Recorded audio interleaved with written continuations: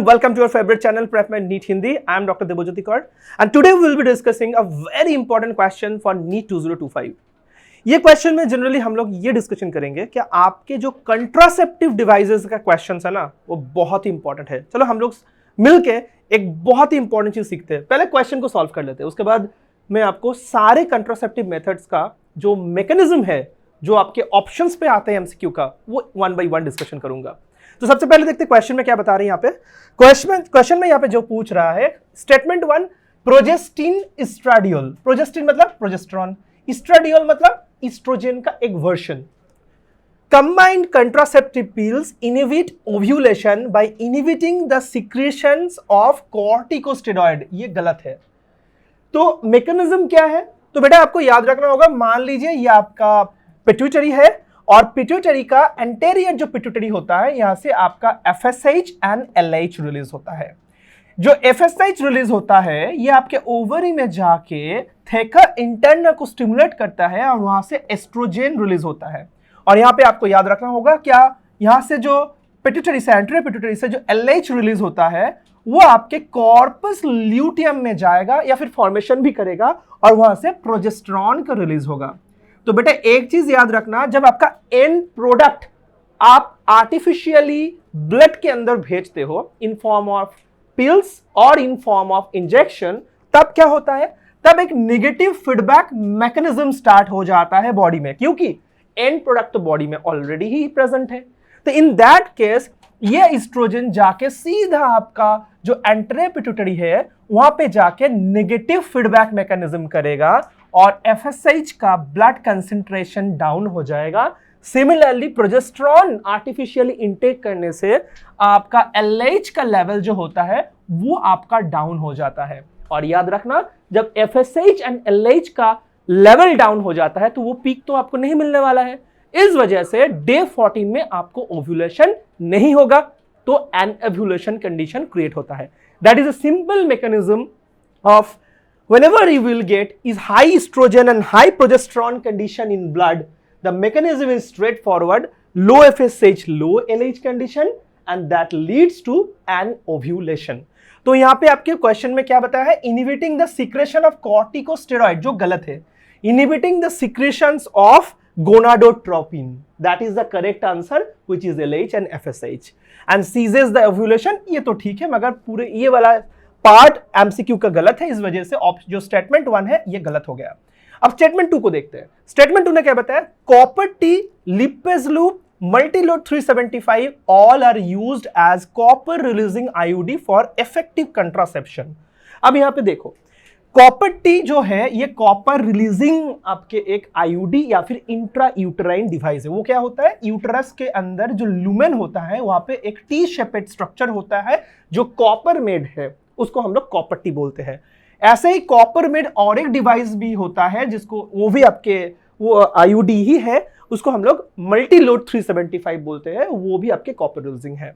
और lipase loop जो होता है ये प्लास्टिक से बना होता है, ये इनर्ट होता है, इसमें कोई कॉपर नहीं होता, ये फर्स्ट जनरेशन आईयूडी होता है जो सिंपल इनर्ट मटेरियल प्लास्टिक से बने होते हैं। तो आपका यहाँ पे जो आपको याद रखना होगा, क्या ये तीनों आपके कॉपर रिलीजिंग नहीं है, क्योंकि कॉपर टी कॉपर रिलीजिंग है, मल्टीलोड 375 वो भी आपके कॉपर रिलीजिंग है, मगर लिपेज लूप जो है वो आपके कॉपर रिलीजिंग नहीं है। इस वजह से दोनों स्टेटमेंट, मतलब ये स्टेटमेंट 2 भी गलत हो गया और आपके पूरे क्वेश्चन का जो आंसर है वो आपके both of the statement false हो गया। इसी वजह से option 2 is the correct answer of the question. और फटाफट जो मैं आपको प्रॉमिस किया था कि सारे जो मैकेनिज्म ऑफ एक्शन है कंट्रासेप्टिव डिवाइस का मैं एक एक करके बताऊंगा, तो आप रेडी हो जाओ। नेक्स्ट 2 मिनट्स में मैं आपको एक एक करके सारे मैकेनिज्म बता रहा हूं। फर्स्ट ऑफ ऑल आप याद रखो कैलेंडर मेथड। कैलेंडर मेथड में क्या होता है, डे 10 टू डे 17 ये जो आपके टाइम पीरियड होता है मेंस्ट्रुअल साइकिल का, यहाँ पे एक लेडी सबसे ज्यादा फर्टाइल स्टेज में होता है, क्योंकि डे 14 में ओव्यूलेशन के पहले 2-3 दिन और उसके बाद में 2-3 दिन आपको याद रखना होगा, जब आपके एक कोई भी लेडी का हाईएस्ट चांसेस होता है फर्टिलाइजेशन करना विथ स्पर्मेटोजोआ, क्योंकि फीमेल के बॉडी के अंदर ओवम का जो सर्वाइवल पीरियड होता है वो 24 आवर्स टू 48 आवर्स होता है। तो आप day 14 -2 days, day 14 plus 2 days या 48 आवर्स करोगे तो लगभग वही टाइम जो होगा उसमें आपके मैक्सिमम फर्टिलिटी चांसेस है। उसके आगे यानी कि लेस देन यानी कि before the day 10 and after the day 17 there is least probability of conceptions or getting pregnant, and that's why the lady will get contraceptive benefits before the day 10 and after the day 17। ये आपका first हो गया mechanism. Second mechanism withdrawal method, जहां पे penis ejaculation के थोड़ा सा पहले या विड्रॉ करना पड़ेगा from the female genital tract और vagina so that the semen will not be passing into the cervix and endometrial lumen। ठीक है, ये हो गया आपका mechanism 2 of withdrawal technique. Third है लैक्टेशनल एमेनोरिया, ये भी आपके नेचुरल मेथड में आते हैं। इसमें क्या होता है, जब कोई फीमेल लैक्टेटिंग होता है तो उसमें high level of prolactin blood में होता है, जिसकी वजह से ओव्यूलेशन कम होता है, एफएसएच भी कम होता है। ये हो गया आपका थर्ड मैकेनिज्म। नेक्स्ट आपको याद रखना होगा, कोई भी बैरियर मेथड का मैकेनिज्म एक ही होता है, चाहे कॉन्डोम, चाहे वो सर्वाइकल कैप, वेजिनल वॉल्ट, जो भी है एक ही मैकेनिज्म होता है, that the male genital product will not be in contact with the female genitalia, ताकि इसके वजह से क्या होता है, क्या जो मेल गैमेट होता है वो फीमेल के जेनिटल ट्रैक्ट में नहीं पहुंच पाएगा। ये हो गया आपका बैरियर मेथड।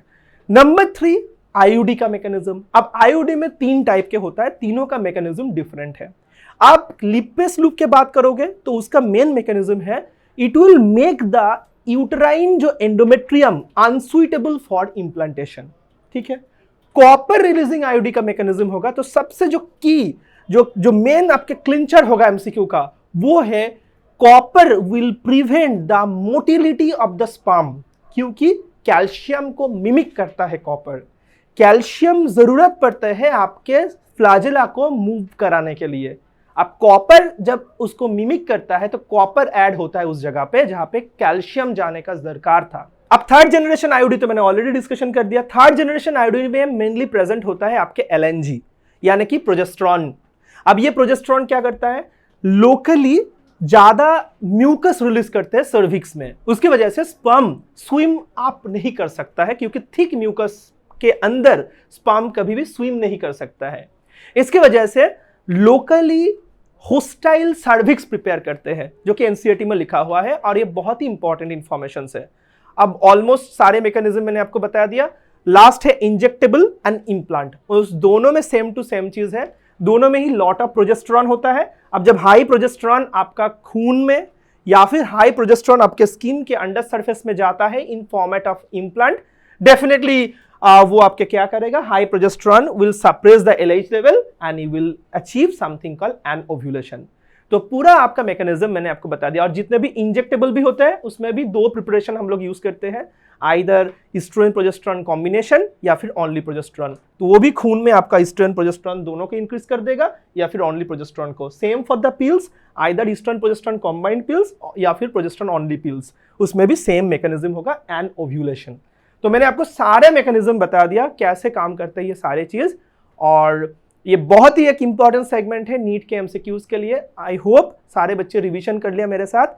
नेक्स्ट वीडियोस में दूसरा कोई एमसीक्यू डिस्कशन करूंगा, और बिल्कुल आप लोग आपके कमेंट में लिखते रहिए क्या आपका कौन सा टॉपिक चाहिए नेक्स्ट वीडियोस में।